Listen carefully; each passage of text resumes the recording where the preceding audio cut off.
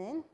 Well, they say export has been described as a catalyst, for overall development and increase in earnings of the country, creating an avenue, of course, for growth by rising national income. And of course, we know the importance of, export can never be overemphasized, and that is why we have a representative from the Nigerian-American Chamber of Commerce here in the studio. She is, the Director General of the, chamber there, and her name is Joyce Akpata. Thank you for joining in. Thank you for having me. How did you see the rain? Because I mean, you were here when it was raining, right? You feel like sleeping already? I feel like sleeping now. I was a bit scared. It was almost like the roof was going to go off. Yes, it's accompanied by heavy winds, and it's still raining in Lagos. Yeah. Yes. Okay. So just straight, to it. Tell us a bit about, the Nigerian-American Chamber of Commerce. We know about the Lagos, Chamber of Commerce yes. here, but the American one, please enlighten us. Okay, the Nigerian-American Chamber of Commerce is the oldest bilateral chamber of commerce in Nigeria, and has been in existence since 1960. Our main focus as a bilateral chamber is promoting trade and investment relations between Nigeria and the U.S. So that's what we've been doing, and have been doing that successfully.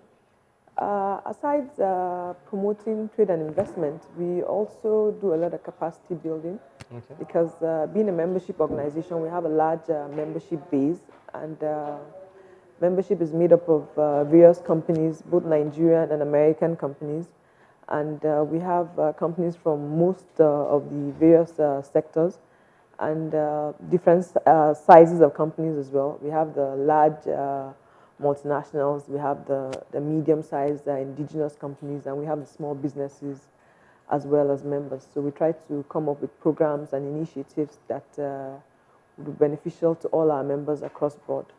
Okay.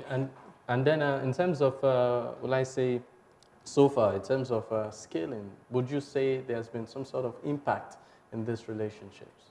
Both ways? Yes. Oh, definitely, I would say so. I mean, in terms of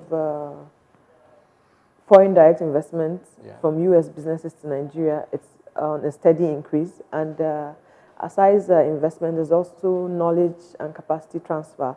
So that's an added value for Nigerian businesses who are able to take advantage of partnership with U.S. companies. Okay, now it is said that you're having a second African Food and Product Conference and Exhibition themed non-oil exports, of course, which was what informed that topic for today. But before we look at what can scale up productivity, what are the non-oil exports that we have, just for the benefit of those who don't know? Well, it's amazing the various products that are non-oil that Nigeria has been blessed with.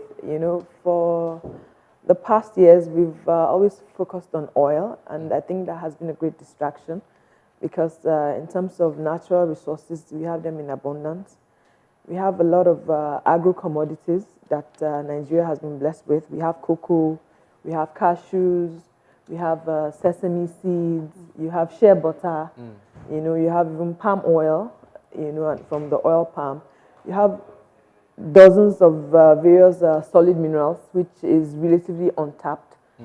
So there are huge non-oil opportunities that we are yet to explore. Okay, would you say they have the same impact in terms of generating revenue as much as the oil? Well, it will have the same impact if we focus on those items the same way we focus on oil. There's a capacity to generate much more than oil. For free, I'll tell you, the Netherlands, they don't export oil, and their export earnings is in billions of dollars from just dairy and flowers. Wow. They, in terms of revenue they generate from dairy and flour, it's much more than what Nigeria generates in oil. So you can imagine, from two products. So you can imagine, with the chain of products we have, if we maximize those potentials, the capability of generating enormous revenue for the country. Now, in 2014, there was a report that some of our exports, produce were, I mean, let me use the word where, sent back, because it didn't meet, international, standard. as standard. Now, there were complaints about, the preservatives that were used, I think, for things like beans, and yam, things like that. I mean, understanding the peculiarity of Nigeria, which used to focus on agriculture, what do you think has affected us, and how can we move forward? Well, the issue of our items being rejected has been a long and ongoing battle. And I think the key things are centered around education, and enlightening the farmers and even the aggregators of some of these products, Let me just give an example with beans, because beans has the popular issue. And then, in terms of storage of beans, you have these chemicals they would normally put into the beans to preserve it. The unassuming farmer would have farmed his beans, and has packed them in bags.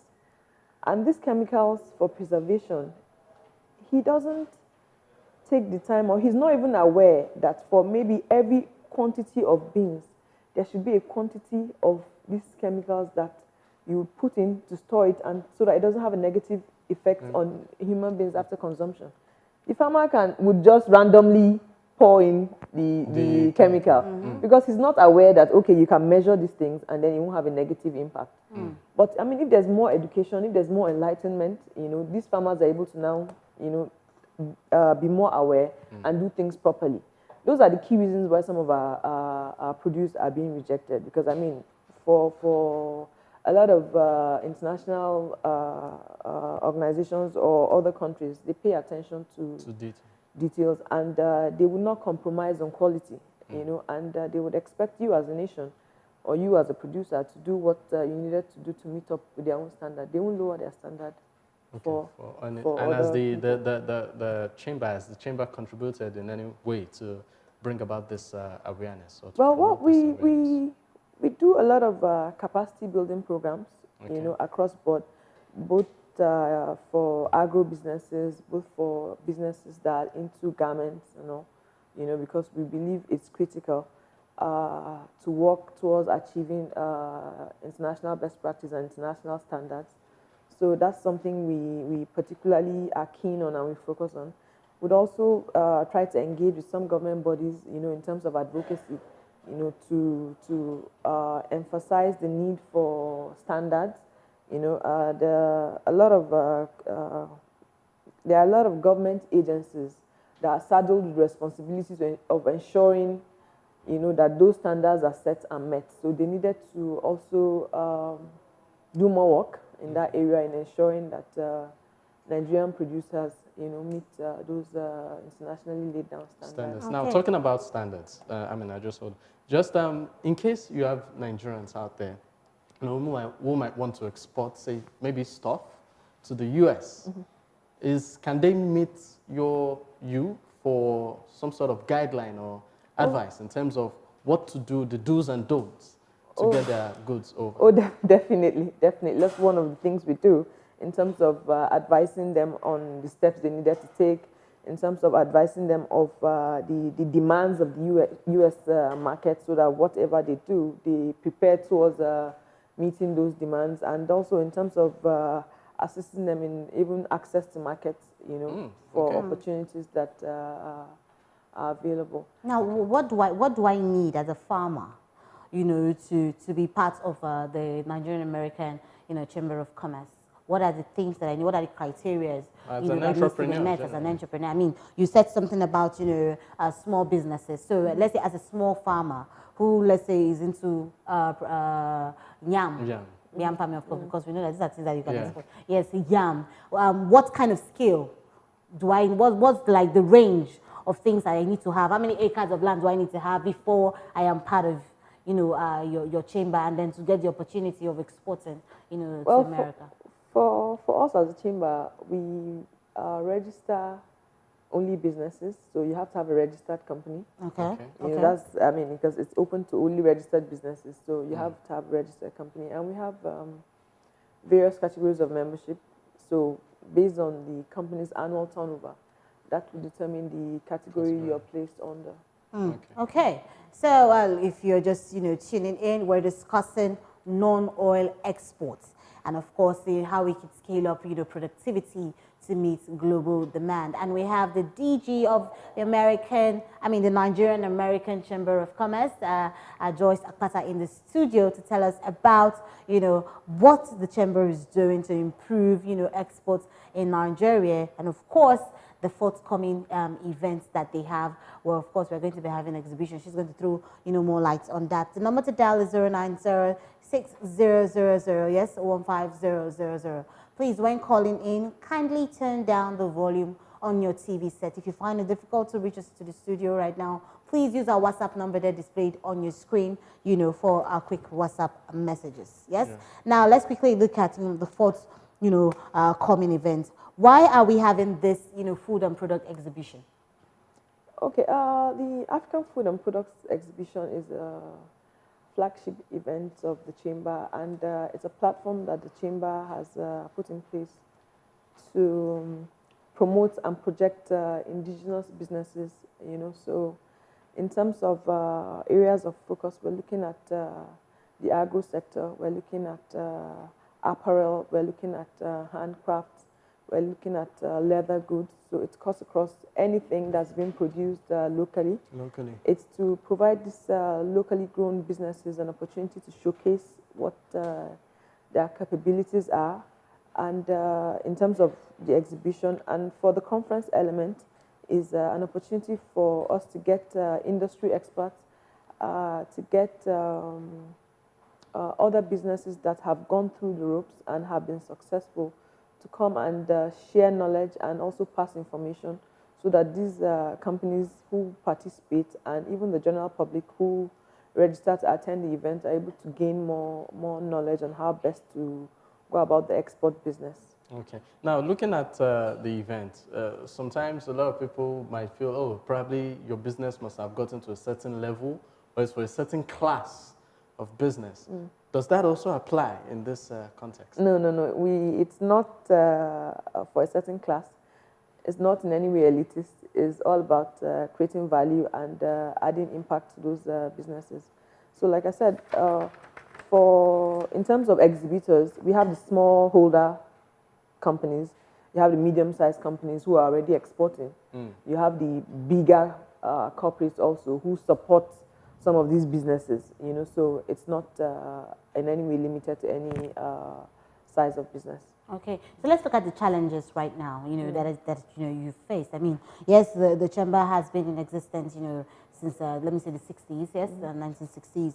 But I'm sure that, you must have experienced, some form of challenges, because looking at the food and product exhibition, for me, I see that as one of the hardest, things to venture, into, because looking at, storage and all that we have here. So what are the challenges that you faced, with so far? Well, the key challenges as it relates to export now, based on, I'm not an exporter. Yes, okay. But based on interaction with a lot of the exporting companies, we have the issue of standardization, which you had spoken about earlier, in terms of producing according to global standard. And a key area is packaging. A lot of packaging. A lot of businesses have had that challenge, and for a few that export, the feedback you get is the packaging is not presentable, it's not according to what a lot of these countries would accept.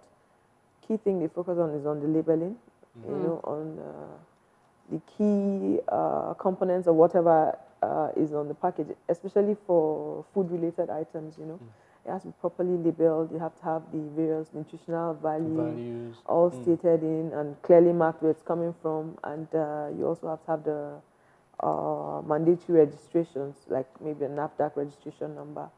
If you are exporting to the US, your facility has to have a Food and Drug Administration registration. So those are some of the key areas that I think people would need to look at. Another challenge, which I don't know if it's really a challenge, but it's something that keeps coming up, is access to funding. Exactly. Yeah, exactly. That's we're going to get to that. Access to funding, that's a critical very area critical. because a lot of businesses struggle in that area, you know. I think there's a lot that still has to be done in terms of funding for exporters, you know. The commercial banks are trying, but I mean, funding export business is a risky venture, and a lot of commercial banks want to Play safe. you know, play safe and limit their exposure in that regard. So you would not really see them maybe borrowing, and the interest rates they offer are not competitive. I mean, no exporter is going to borrow at the 26% or so interest rate that the commercial banks are offering. So a key thing is for us to find, for the financial institution, government to find ways and means of having more competitive rates. Okay. I know government is doing something around that area for exporters. I think some 2 years ago, the CBN started this National Export Stimulation Facility. Yes. I think about 500 million or so facility that's managed by Nexim and is meant to be disbursed to exporters and on a single-digit interest rate. Yeah, so I think now that's fine. I know you've organized a lot of events over time of this magnitude, but what makes this particular one different and unique? Well, a key thing we're looking at is, aside the exhibitions, the area of capacity building. So we've had the key sessions that we've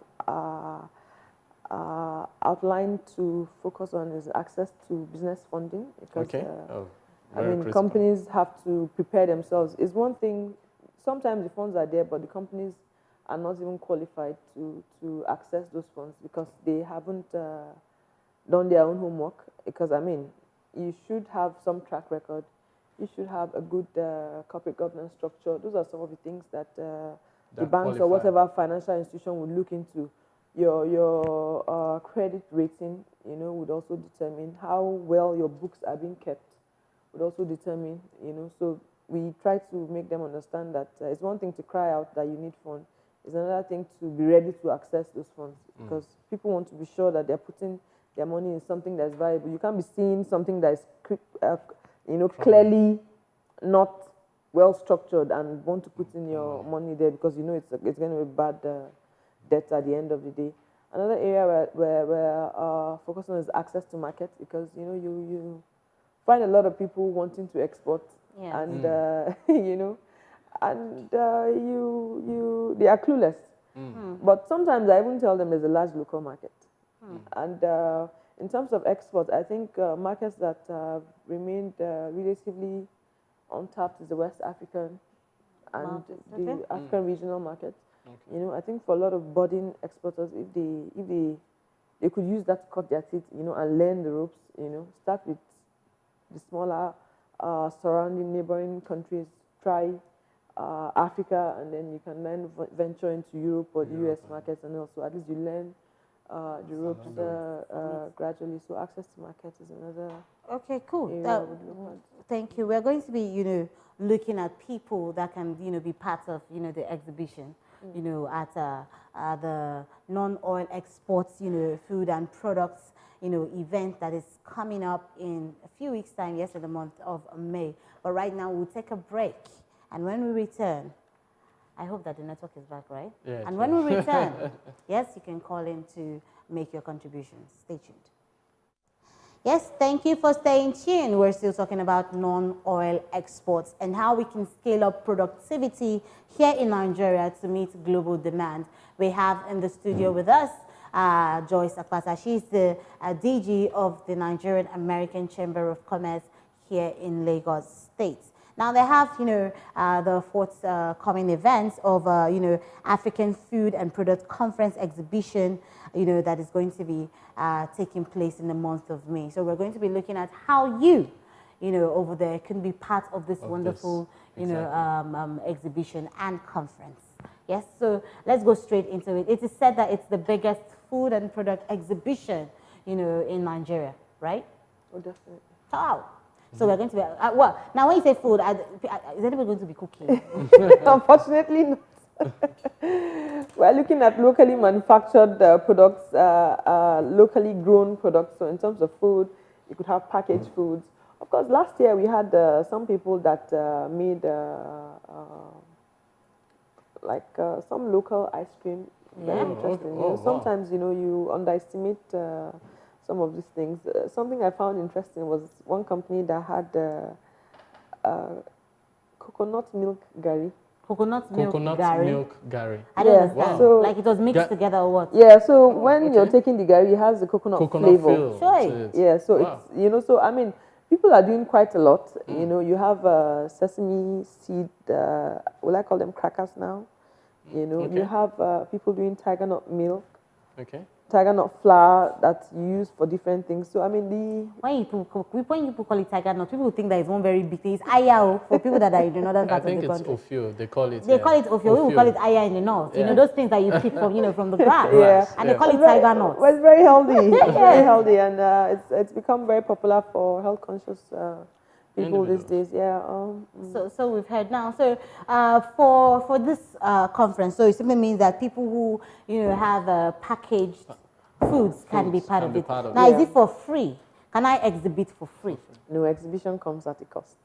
Wow. Okay. At a cost, at a minimal cost, I would say. Okay. So, when you say minimal cost, do you want to give us, like a range? Because in Nigeria here, we like free stuff. We like freebies.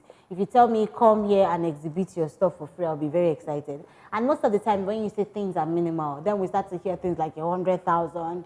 I mean, for a small business that is, yet to set up and is looking for an avenue for growth, are we going to be looking at something that high? Oh, no, definitely not that high. So it's something that any small business can easily afford. Yeah. How about, we always bear that in mind. Okay. Yeah, we always bear that in mind. How about attendees? Attendees attend for free, but for the conference bit, you would have to register. Okay. We have the event website, which is www.afpe.nigerian-american-chamber.org. Okay. So attendees can register, to reserve their place to participate in the conference. Okay. But in terms of viewing the exhibition, it's free. Everyone is invited to see the best of Nigerian products and to buy as well. Okay. So now, where is this exhibition going to be taking place? It's going to hold at the Lagos Continental Hotel on Kofa Bayomi Street. On VI.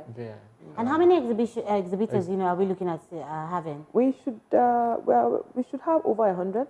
Last year we had 120 exhibitors. 120 exhibitors. Wow. Yeah, last year, and we had to turn down some exhibitors because we ran out of space. Wow. Wow. Yeah, so this year we're expecting more than 100. Now, apart from you, okay, cool. Well, the conference bit. So is it what other thing you just talked about people being turned down because you didn't have space? What other thing? What's the other downside to turning down exhibitors when they come for this? Is there a minimum event? Standard they must have? What do they have to meet? Once your product is you have a locally manufactured product that is well packaged and ready to hit the market, you're open to exhibit. Okay. So we don't discriminate in any way. We have people who last year we had people who had farm produce on display. Oh, okay. Yeah. Because I mean, for the exhibitors, we're looking at not necessarily them selling there, but you have off-takers who come to view these exhibitors, sourcing for suppliers. So some of these companies are able to now network and start up businesses. Last year, in terms of the value of the deals, at the end of that exhibition, I think we hit close to $200,000. Oh. $200,000. Yeah. So that money is for Nigeria or for America? it's here. It's our money. Wow. So that brings us to the question of what economic impact over the years has this had on Nigeria? Well, for export, unfortunately, there was an international trade center report some, I think 2 or 3 years ago, that had stated that Nigeria was losing more than 12 billion naira annually due to informal exports. Wow. Yeah, due to informal exports, via the various borders which are quite porous, I would say, So that just shows you the lost revenue, And I mean, in terms of generating revenue, non-oil export has, I would say, the capacity to generate close to 40 billion annually if properly managed and properly structured. So we still have a lot of work to do in terms of,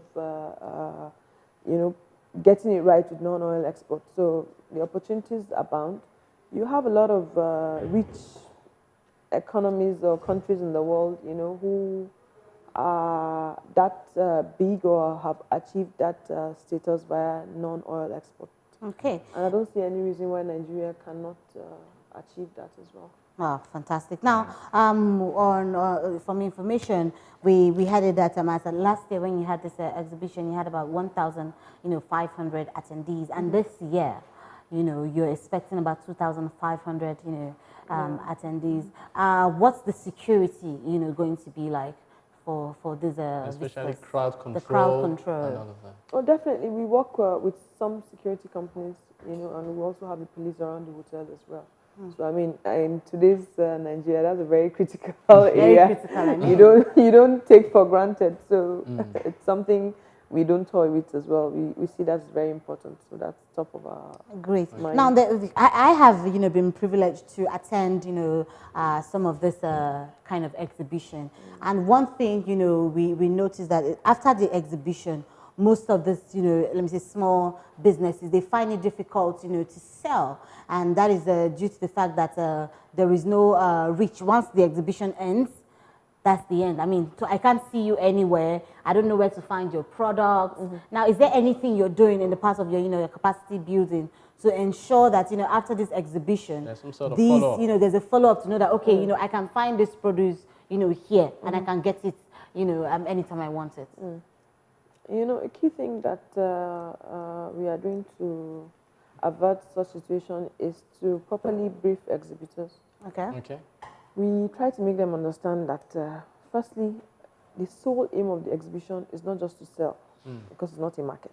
Okay. It's to create, of course, we would expect you to sell, but it's to create awareness about your product, and register your business in the minds of visitors to that event. So we would encourage them, come prepared, come with flyers, that have details of your products, that have your contact details, or you could have complimentary cards, So when people come to their stand, you give them some of these things. Sometimes they don't need those items immediately.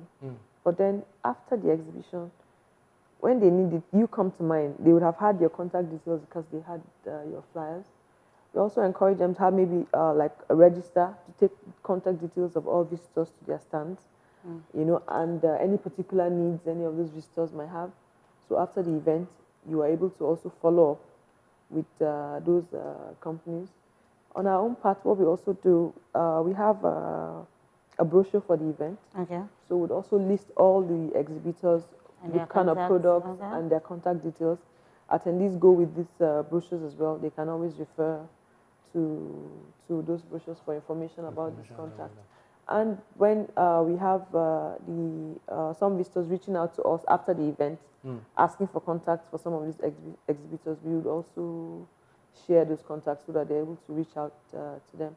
What we also try to do is to feature these exhibitors on our various social media platforms and websites as well, to create more awareness about their products, so people also know that so company is doing this and this is how you can reach that company.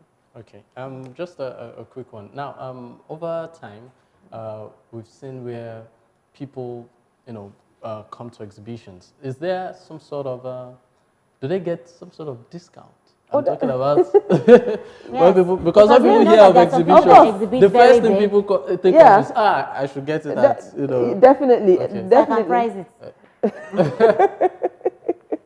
You have a lot of the companies give discounts in the cost of the exhibition. Okay. So probably what they sell off the shelf for 2,500 at the exhibition, they might sell for 2,000 and all that. So you have a lot of companies do some of these promos in the course of the exhibition, so people can take advantage of that. Okay, now these exhibitors, that you have, for this forthcoming events, are they just from Lagos, or you have them, spread around the country? Oh no, we have them coming from various parts of the country. Last year we had people from Niger, we had people from Abia, we had people from Abuja, Kaduna, Oyo. So it's not limited to Lagos. Now, and how has the government, if I ask, my next question, which is still related to what I just, talked about, how has the government, helped, the chamber in terms of, this exhibition? Because support. whether, supports, this cause, because whether we like it or not, you had 1,500 attendees, you had, hundreds of exhibitors, and yet we still lack food in Nigeria. People still complain that there is no food, that there's hunger, everywhere. Where are these people? What is the government, doing? Are they supporting, the chamber at all? Well, there's certain initiatives we try to run with some agencies of government, but they have various focus, and it's not totally within our control to ensure that they buy into our initiatives. But as much as possible, we try to engage the relevant government agencies to partner with us on some of these initiatives. Okay, just a quick one. This exhibition basically focuses on food and products. Okay, is there any, I want to talk on the products now. Yeah. Now, could you specify, could it be stuff like, say, maybe I'm an IT entrepreneur, for instance, and probably I have an app I want to exhibit. Does that also cover me? Yeah, you can, because it's a service that is groomed locally. Okay. So it's something. So it's not just for those selling handcrafts and all of that. No. Okay. So if you have a service that you would want to showcase, the opportunity is there for you to do so. Okay. Now, please, can you just, a bit just highlight, the kind of service? You talked about IT now. What other kind of, service, you would could be do, highlighted if you were a company that was doing maybe some consultancy for SMEs. Okay. Because you have a lot of SMEs there, so you can take advantage of that market. Banks can exhibit because they have various products that are focused on export. They can take advantage of that as well. Companies that do packaging, that do labels and all that, for companies that are exporting, they can take advantage of that to also meet. So for the exhibitors, even if you are not exporting, if you're providing a service that these other exhibitors would need. It's going to be a good place because you have all of them in there, under one roof, and you can engage with them. Who are the key people that are coming, for this event? Because you talked about networking opportunities. I want to be able to network with, someone that is going to invest in my business. For example, if I have an idea, of course, during your capacity building, who are the key people that people like us can actually, have a conversation with? I need an interaction, with one of these people, especially some ministers. So who are the kind of people we're expecting here? So we normally would have the Minister of Trade who would declare the event open. Okay. And we would have the US Ambassador who would declare it open in partnership with him. We also have members of the diplomatic corps in attendance, head of a number of government agencies and parastatals that deal with trade and investment and export as well. And in terms of off-takers, we normally would invite US-based businesses that are looking for sourcing for products locally to also attend to look at these products and the possibility of them being off-takers of some of these products. So those are the kind of people we would expect to be there. And of course, experienced exporters also will share their own experiences, so people can also learn, what the challenges they had faced, how they were able to overcome and all that, so you can take advantage of those opportunities to also meet. Fantastic. And this exhibition is just happening in Lagos, state. Do you have any plans of taking it away from Lagos? Because everything is concentrated in Lagos. We have callers who complain that, everything happens in Lagos, headquarters in Lagos, exhibitions in Lagos, and nothing, comes to their part. And of course, how do you expect, them to be productive from their own end?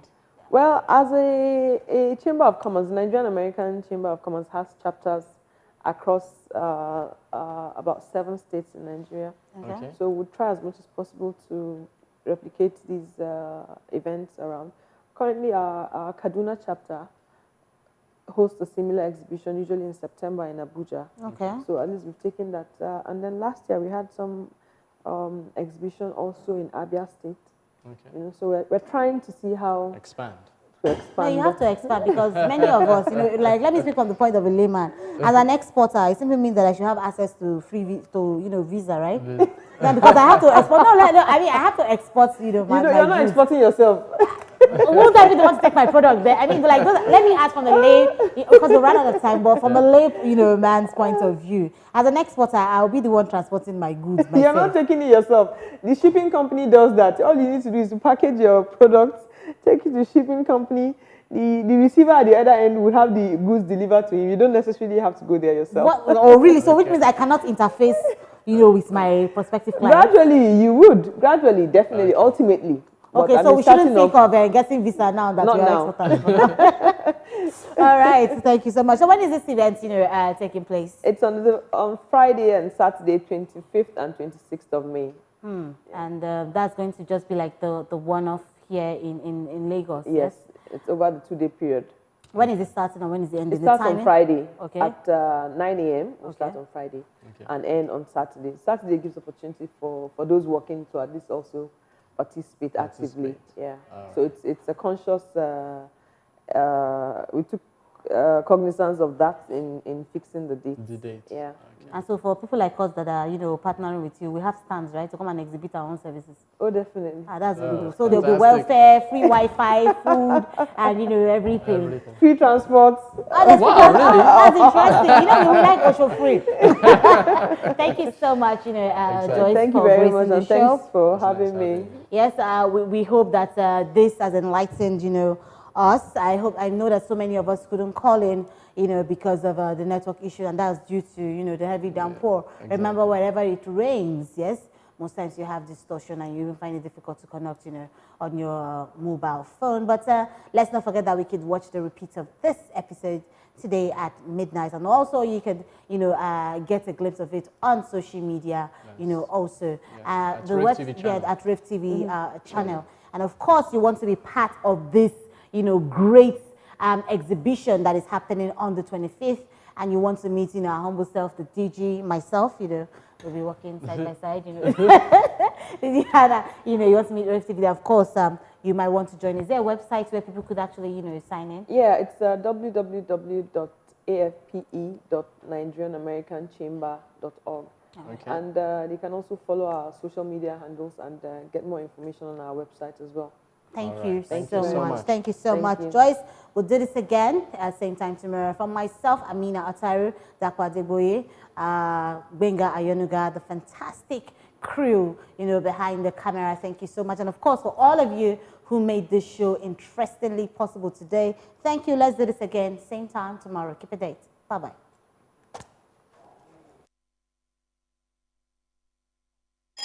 What time is it? Yeah, yeah, yeah.